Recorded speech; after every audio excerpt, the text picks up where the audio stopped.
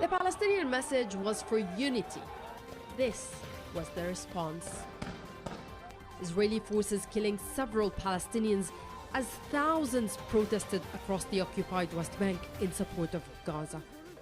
Another Palestinian was killed as he reportedly attempted to reach an illegal Israeli settlement. Friday was one of the deadliest days in the occupied West Bank this year. Paramedic Ra'ed Khatib helped ferry the injured from a village near Ramallah. He says the stress on healthcare providers is the highest since he started working 9 years ago. What is usually a 40-kilometre drive to the hospital is now turning into 120 kilometres because of the current Israeli closures. Imagine that the ambulance car like this one has to go on top of big rocks. In the past, soldiers used to allow us to come and use some closed checkpoints. Not anymore. Even before this current war, rights organizations were describing Israeli soldiers as trigger-happy. The Israeli military's use of excessive force against Palestinian protesters is not new.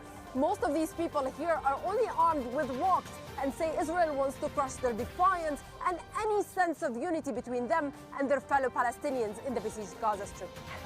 A largely unarmed population is now facing an increasing number of armed settlers. They fear that scenes like this are becoming more frequent. An Israeli settler shooting and injuring a Palestinian man in Hebron in the south of the West Bank.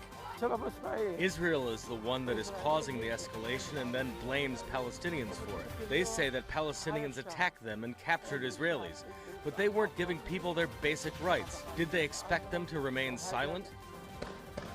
As many Western countries show support for Israel, Palestinians say the world is ignoring the root cause, which is the occupation, leaving them victims of the Israeli forces and settlers. Nida Ibrahim, Al Jazeera, the occupied West Bank. Is outside a hospital in Ramallah. All throughout the day we've seen ambulances arrive here from various demonstrations in the occupied West Bank. This ambulance is actually arriving with a critically injured person. You can see everybody, all the medics getting around. Now, what the EMTs are telling us is that the types of injuries that they're seeing are from live fire. And they say that there is an excessive use of force against Palestinians. Normally, the Israelis would use rubber-coated steel bullets, they would use tear gas, but now it seems that they are using live fire against the protesters. Now, right now, the hospital says it's not overwhelmed, but it is worried that if things escalate, it could simply become overwhelmed. Make sure to subscribe to a channel to the latest news from RDZ World News.